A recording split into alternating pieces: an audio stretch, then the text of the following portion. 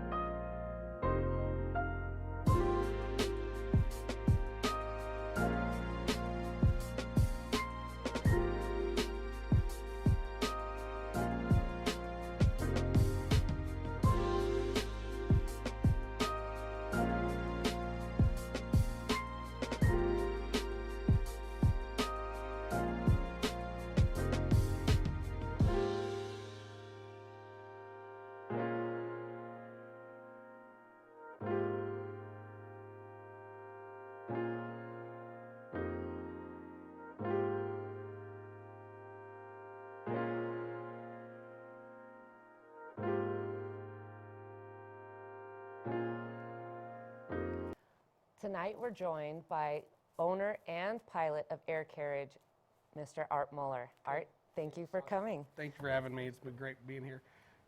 Thanks again for coming out flying yesterday. We had a great time. I've flown with you several times, and you said Yeah. you've been doing this for more than 21 years. Is Well, that correct? I got into ballooning in the late 90s as a crew, late 90s, 98 I think it was, and started working my way up the ladder.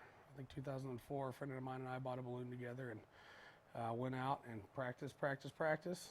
Got my private certificate in 05 and my commercial in 06. So I've been flying rides for about 14, 15 years now. Well, I know I've been riding with you for a good 3-4 years, Yeah. and I've taken several rides, so it's always such a wonderful experience. And I know a lot of people who don't live, in Albuquerque, they're not quite as used to seeing the hot air balloons go across the sky every day, but it's probably one of my favorite things about being here. Absolutely. A lot of places we go, you're like a rock star when you show up. You're coming in from the sky in a hot balloon. So it's a lot of fun. Here it turns into kind of old hat. People come in, they wave, and they go back inside. But we do enjoy a lot of the kids coming out and seeing it. They get the experience. It's one of those impressions that lasts a lifetime for a lot of people. We also understand that most of our passengers that come in, they're doing a once in a lifetime experience. So we really try to to give them the best memory and experience that we can, because we know we probably won't see them again. We do get a lot of return people, but most people it's a once in a lifetime thing. So. Well, I know yesterday during our flight we had a couple from Ohio, 2 sisters from California, and a family from Minnesota, if I'm not mistaken. Is that right? Yes, Minnesota or Iowa, something like that. But as I said, people come in from all over just for the balloon fiesta, or balloons. The fiesta obviously is a huge draw. I think we get roughly 1 million people come into the state just for that 9 days. But we had the Senior Olympics here the past week, so we've had a lot of traffic coming through for that. They come do their events and they come out flying with us. We've had a whole lot of fun this past week and a half. And yes, we do have the Balloon Fiesta every year, which is 9 days in October, but you fly almost every day of the year. We try to fly every flyable day a year. We get 330 flyable days a year here in Albuquerque, so the weather is excellent. We fly in a shallow river valley here in Albuquerque, so we get what we call the box, which is that cool air rolls downhill to the river. We try to stay low and let that bring us to the river, so we get a beautiful flight over the river, and then we climb up, and that cool air has to be replaced by something. So warm air coming back north, generally we'll replace it so we can climb up, travel back north, and kind of do the box effect. And that's why we have such perfect environment for absolutely. flying. That's absolutely one of the reasons. Yeah. So it also makes the chase a lot easier when they don't have to drive 20 miles in any given direction to get us. So how many balloons and how many people do you have in your crew? So right now I've got 2 balloons that I've got in the air. I've got a friend of mine who's contracting out for extra overflow, and I fly a 12-passenger balloon that you were in yesterday. Yes. So, and the pink balloon that you saw was the other balloon that I've got a good friend of mine and good pilot flying as well. It was definitely a perfect day, and we got a rare treat. We did. I've never flown past downtown so close. And we got to do that yesterday. I thought that was pretty cool. Yeah, you know, one of the challenges flying downtown is to miss the zoo, because you don't want to get over any animals and spook them. But you know, air traffic control here in Albuquerque they're super. They know we're there. They're comfortable with us. We're comfortable with them. As long as we make radio contact and let them know that we're there, we don't have any problems. And those guys are great. The zoo is the challenge to make sure you don't fly over them. You don't want to spook a. You don't want to land in the lion cage? You don't want to buy a giraffe if it breaks a leg. Well, we got to take a quick break, Art. But when we come back, Art's going to share with us the story he tells his passengers about the history of hot air ballooning. So stay tuned. We'll be right back. What is glamour? Frailty. What is desire? Diamonds. They say a life lived without passion is hardly worth living. Ma'am? Ma'am? Ma'am? Dang, this one made me feel all special.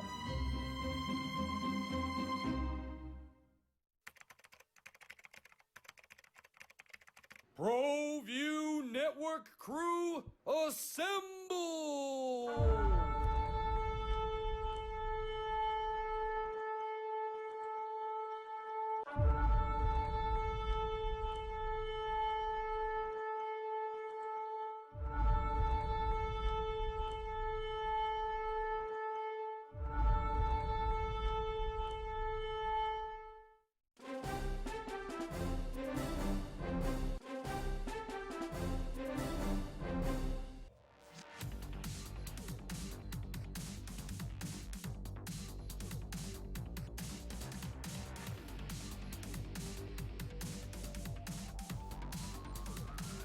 That's good. We're first. High school sports are back live on ProView Sports Network. We're back, and we are with pilot and owner Art Moller today. And Art is going to share with us the story he tells. Well, first of all, let's back this up, because at the end of every hot air balloon ride, there's a champagne toast. Right, so we do a traditional champagne toast, and we bring a little snack out to make sure the edge is taken off anybody. You know, a lot of people forget to eat before they go. The nerves and the anticipation is so great that they're just, it's kind of a blur to them. Yeah. So when we get done, we like to slow everything down, have a little champagne toast. I'll tell you a true story that I just made up. So it's mostly factual, but it's also, you know, there to let you get a minute to get something to eat and take a break. So The But story it's a great goes, story. it is, I think so. So it was 1783, and there were two brothers, the Montgolfier brothers, and they were paper makers for the King of France. And we've got a couple theories on how we think they came up with the idea of capturing hot air in a bag. They say maybe one of the wives walked a little close to the fire, the smoke got under her dress, or they were watching the ashes climb up the chimney. We believe the most likely scenario is that someone took something out of a bag and threw it in the fire. Bag turns upside down, catches the hot air, climbs up in the air. They say, hey, maybe if we build a bag big enough, we can fly. So they take this idea to the king. King says, you know, boys, it's a great idea. There's only one problem. No one's ever done this before. We don't know if we can breathe off the ground. They don't know what the atmosphere is made up of. So the king devises, for what was at the time, a very scientific experiment. He takes a rooster, a duck, and a sheep and ties them into a cage. Now, the science behind this is that the duck flies at elevation. The duck should be just fine. Roosters fly, but they don't fly that high, and a sheep, being terrestrial, if it lives, we should be able to breathe off the ground as well. So they take these poor animals, tie them into a cage, get this paper envelope full of thick black smoke. They also thought it was the smoke that created lift. It was called phlogiston. So it was this magical smoke that created lift. And they got this thing full of thick smoke, cut it loose from Versailles, it ascends rapidly, and no one's putting heat into it, so it descends rapidly. When it comes into these peasants and these farmers' fields, naturally they lose their minds. They think it's a demon or a dragon coming in from outer space. It's belching black smoke, it's making animal noises, it smells awful, and it's coming in from the sky, so they kill it. Well, there's two nobles following it, along with, I'm sure, a gaggle of other people. They come and they retrieve the balloon, and they get back to the king, and they say, well, the animals live through the flight, not necessarily the peasants, but will be able to breathe off the ground. Now, the king wanted to put the first person up in the air to be, he said, kind of a Bastille full of people. Well, who cares if they die, right? Right. Well, these two nobles were able to talk the king into letting them fly, being noble, and this is a pretty momentous occasion here, being the first people to leave the earth, not in free fall, but so these two guys, they're getting ready to go. They have the Montgolfier brothers build an ornate balloon. It's blue silk on the outside with gold leafing. It's paper lined for porosity. It's got observation ports, so you can actually see up into the balloon. So if any of the embers from the fire go up and land on the paper, they can reach up and dab them out with these long poles with sponges on them. So the equipment has improved Significantly, it sounds like. Right. So they're about to launch from Paris, France, November 21st, 1783, when they go to the king and they say, how do we make sure that these peasants don't kill us when we land? There's no PSA going out. So the king says, take a bottle of champagne on your trip. That way when you come into land, everyone will know that you're from France, because everyone knows champagne's from France. It has the seal of the king on it, so they know the king sent you out there. You're protected under king's law.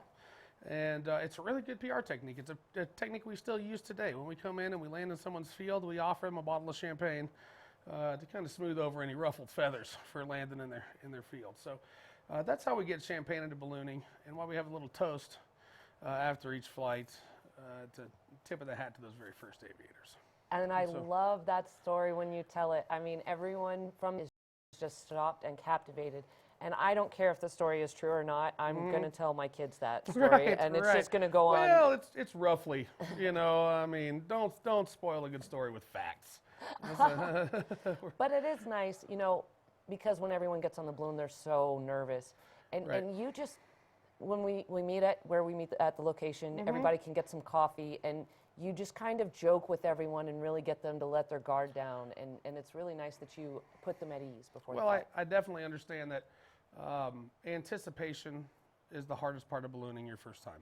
You don't know what to expect. I hope you haven't been on YouTube checking it out, because the normal flight is going to be uneventful. It's going to be peaceful. It's going to be calm. There's very little motion in the air because you're going with the wind. Now, you will feel a breeze, and you will feel some rocking sometimes depending on the wind shears, levels, direction. When you switch directions, you'll feel a breeze. But for the most part, it's a very smooth, peaceful flight. Unfortunately, on the news and on YouTube, they want to see the fear, the terror. That's what sells anything. But the reality is, the most dangerous thing most people will ever do in their life is get in their car every morning and drive to work. That's right. You get in your car and how many accidents do you see going to work every day?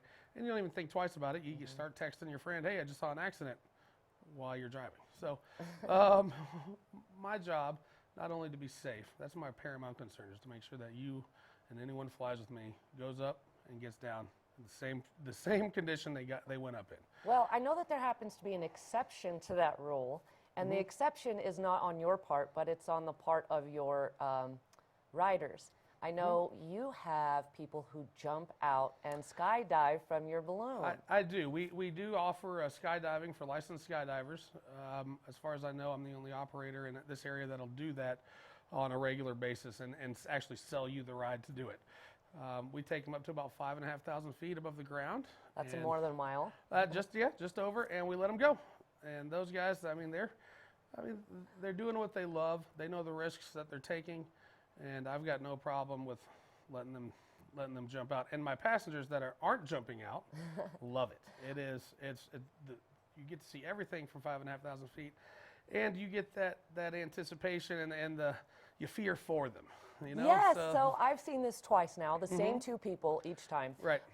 And one of whom I'm now friends with because I thought it was the coolest thing I ever saw. It is. But I will not lie, I remember going a mile up with you the first time and I was like, I don't think we're supposed to be here. Yeah, right. And then watching them jump out, I was afraid for them, but after the second time, to me, it had already become like a commonplace thing, and the second time they were doing tricks when they jumped out as well. Yeah, you'll do gainers and stuff, and I got guys that do the gliders off the side, the larger wings, so they can spin around us and stuff afterwards. It's a lot of fun. And what he told me was funny.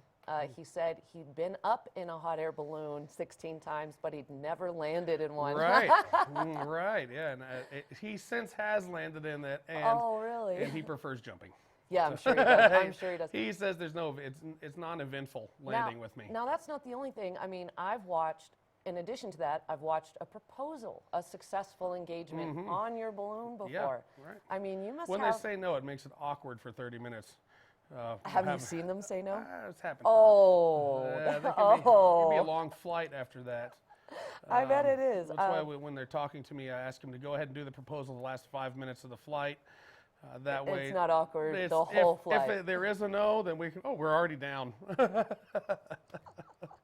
Nobody's getting tossed today. Right. Weddings and divorces. Yeah. No, it was very sweet, and I remember getting to record it on the guy's phone. And I guess I didn't realize that kind of probably happens often. It does, and it really just depends on the. It's almost seasonal. The weather gets warm, they start popping the rings. It does. I tend to get them a little bit during the spring and summer, and then the fall. We got Balloon Fiesta coming up, and maybe I'm just not keeping mental note of it as much because I've got so much preparation I'm doing for the Balloon Fiesta that I'm not thinking about it so much. But we always try to have a good time up there. We do. Well, we're going to take another quick break, and when we come back, you can find out how you can get your own hot air balloon ride. So stay tuned. We'll be right back. What is glamour? Frailty. What is desire? Diamonds. They say a life lived without passion is hardly worth living. Ma'am? Ma'am? Ma'am? Dang, this one made me feel all special.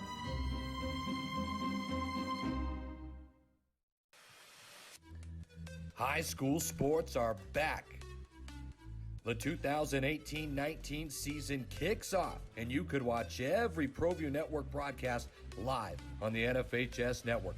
Every moment, from every game, from every sport, including all NMAA state championships. Get your highly discounted monthly pass now. Go to ProViewNetworks.com and sign up. Watch New Mexico's best. Dreamstyle Remodeling has been wowing homeowners in New Mexico since 1989. Selected as Best Custom Home Remodeler for 3 consecutive years by readers of the Albuquerque Journal, we're also your exclusive provider for top home improvement brands like Renewal by Anderson, Four Seasons, Blaze King, and many others. Founded and headquartered in Albuquerque, Dreamstyle Remodeling is family-owned and now employs more than 500 people across the southwestern U.S. In fact, we've helped more than 60,000 homeowners improve their home in New Mexico, Arizona, California, Idaho, and West Texas. Texas. We're committed to providing a superior customer experience. We've earned 4.6 stars with hundreds of online reviews and have an A+ with the BBB. Dreamstyle Remodeling is a proud supporter of UNM Athletics. Visit our beautiful 10,000 square foot showroom at 1460 Renaissance Boulevard across from Sam's Club, or dreamstyleremodeling.com to make your home remodeling dreams come true. We're back tonight with hot air balloon pilot Art Moller. Art, you have made it really easy to order a hot air balloon ride. And I just saw your new fancy upgraded website with all the fancy, I did everything online. Yeah, we try to make it as streamlined as possible. You can go to albuquerquehotair.com. You can book right on our website. Once you book, you'll get a confirmation email, and you can go right to our waiver. We have online waivers. You sign the waivers online and submit them, so it's all paperless. It's all streamlined. You can get it all done tonight. And you can order a ride for tomorrow in most cases, In most cases. If you don't fill up. Right, exactly. Yeah, in most cases, we really do have a schedule that we try to adhere to, but in most cases, if you've got the availability, we can accommodate you. And now, what kind of weather conditions would keep you from flying? So we don't launch in anything over 8 knots or 10 miles an hour, or if the forecast is going to be 8 knots or 10 miles an hour. I don't really have an age limit, high or low. Obedience for children is a concern of mine. When I say don't touch that, I mean don't touch that, but I'm not going to be there monitoring your children not touch that. And as far as the upper end of age, we've got no problem with that. My big concern would be weather and wind on days with younger or elderly folks. I haven't ever hurt anyone, and I don't want to start. So that's what we consider, and I will break your heart before I break your leg. You like to tell jokes during your flights too. You are a very entertaining pilot. Well, it's not a boring short flight. of juggling, yeah.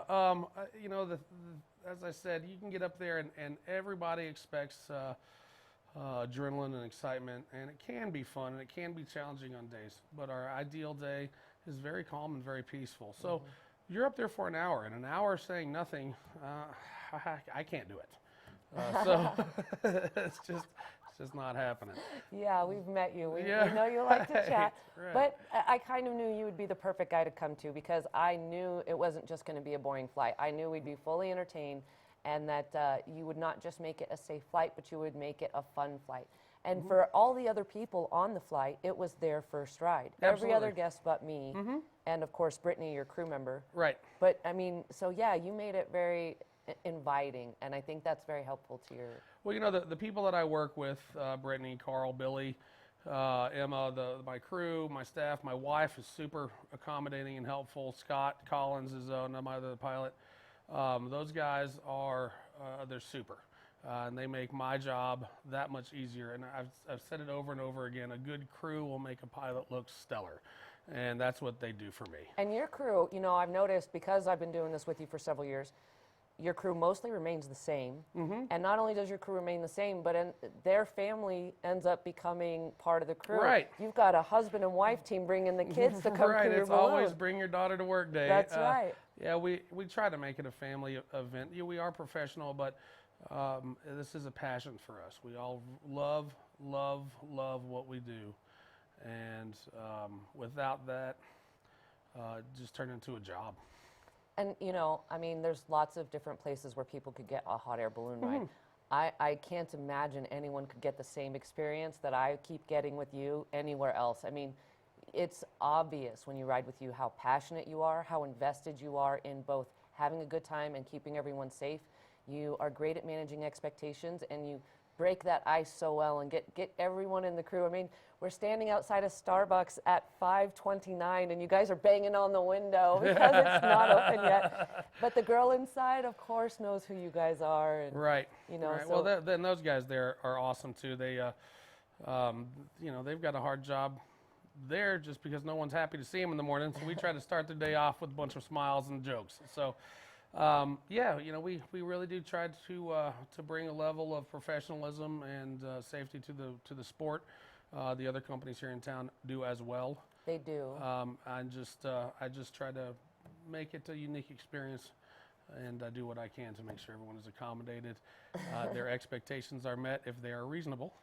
And we'd love to have them come back and tell their, as I said, we know this is a once-in-a-lifetime thing, and we want that memory to stick and be positive. Now, you also get your riders involved with both the setup and the breakdown process, and we saw some of that in the video as well. Absolutely. So I've found that the tactile experience really sets the memory a little more for me. Some people don't, and we tell them, look, if you don't want to, it's not a prerequisite to come help. But you know, I'm a pitch-in kind of guy. I know a lot of people are, especially if you're doing an activity like this. You kind of don't just want to ride. You want to get a feel for it and get your hands a little dirty. Help out, get the action photos of the hole in the balloon. So we do let people get as involved. We're not going to put them in any kind of position where it's going to be unsafe or they're going to have any kind of responsibility. But it is something that, you know, somebody has to hold the throat open while we're inflating. Yeah. And packing the balloon up. You saw me toss the girls in, the mother and daughter there, to help stuff the bag down, right? So. And I've helped do all of those things before too. It brings an element of camaraderie to the sport for them, and you know, they get a story, and that's what we're all about. It's experience. Well, I can tell you, I remember the ride over because everyone rides in the same van. We all pick up at the same place. We ride in the van to the launch point, and then when we're done, we go to our champagne toast, and you bring us back to our cars. And there's such a difference between the ride to the launch point. Oh yeah. And the ride back. It's like a library on the way there. Everybody's quiet, whispering to each other, and and you know, it's still dark a little bit. It's still dark. They don't know what to expect out of me. They can't quite take me seriously, which I kind of like, because when I speak, they listen. And we have our few moments of being very serious. We do safety briefings, go over what I expect of them, what to expect out of me, how to maintain safety at all times, and then let's have some fun. Well, the whole way back, I remember we landed far in the South Valley, past the airport, all the way almost to Isleta, and that was a great, great ride. But on the way back, I mean, there was nothing but smiles in the back of the van, all the guests. And we had kids back there. I mean, the youngest, I think, was probably around 10 or 11. Yeah. And then, and they were just so happy. It was such a great experience. Well, she was definitely the boss. She was having a good time. There were 5 bigger people than her in that family, and she was the boss. She was telling me, I mean, and that's for the vast majority of our passengers. That's how it goes. And that's, you know, I think if you read our reviews, you'll really see we take a lot of pride in what we do, and we really try to accommodate. The ride back is always a lot of fun because everybody's going over their experiences, and you hear a lot of the camera roll. You know, they're going through and seeing what they've got and putting filters on everything. So, yeah, you know, we're just out to have a good time and try to make a career out of it. You know, they say if you do what you love, you never work a day in your life, and plan to have a long life without working. And you just ordered a new balloon. I mean, you're expanding, and I did. We're slowly building. We've got a new envelope coming. It should be here on Wednesday, and we should have it up in the air within a week or so. Oh, really? Yeah. I'd love to see pictures. I know you showed me what it looks like, and I mean, it's definitely it's unique, and it's going to stand out. I love that. I think anybody watching, once you see it in the air, you'll know that's the new one. I think you are, especially because it's one of the ones that we're going to see on a daily basis. It's not just during balloon testing. Absolutely, yeah. You'll see it fly over the Rio Grande River Valley 200, 300 times a year, and it'll definitely be, you'll be able to see it from the canyon. So you do offer rides during the Balloon Fiesta season, right? I offer them during the Fiesta, but not from the Fiesta Fiesta. Field, Correct. that's We right. launch from our same area. We're not as expensive as the Fiesta Field, but we're not launching from the crowd. What I like about it is I don't have to be at Fiesta at 4:30 in the morning and fight the traffic. And it's a lot of people and everything to get through. So I like that you launch from away. Well, Art, thank you so much for joining us tonight. It was a great ride yesterday, and I would always recommend you to anyone. I mean, you've always done a great job and got me down safely. Sasha, I really appreciate it. Thanks for having me. You have a wonderful evening. Well, thank you, everyone, for joining us, and we hope to see you again next week. Have a good night.